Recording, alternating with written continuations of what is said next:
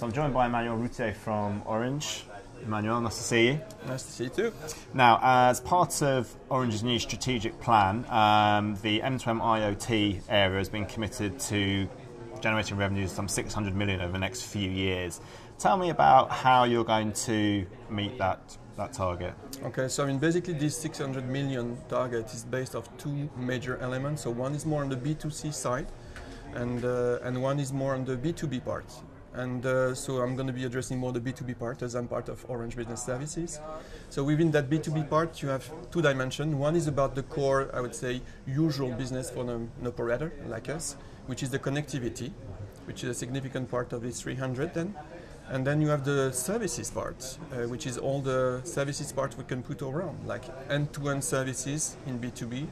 And recently we announced a takeover of a company in France, ASEAN, which is also part of that approach, and how we can build up services and be stronger in the end-to-end product services we can deliver to our customers.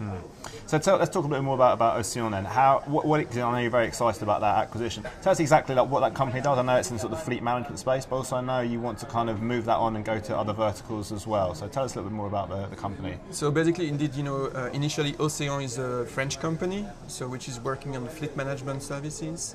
So that acquisition enables Orange basically to be number one in the fleet management services. We already had our own services, so we're going to be merging the two services to be the leader in the market in France.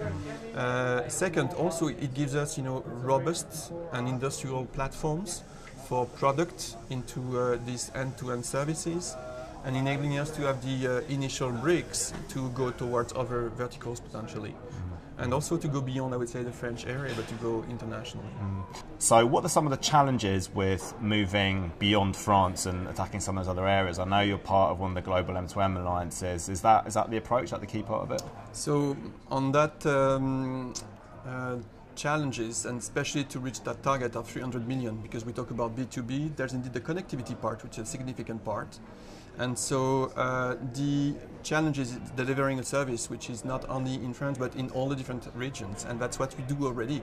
We have our own operations beyond France, of course. We have also our roaming agreements enabling to go everywhere in the world and addressing most of the needs today. But what we saw is that OEMs, automotive ones, OEMs in the consumer electronics, or even industrial OEMs are willing to get other types of services. They want to get to B2B2C, they want to get higher bandwidths that we can't cover in roaming.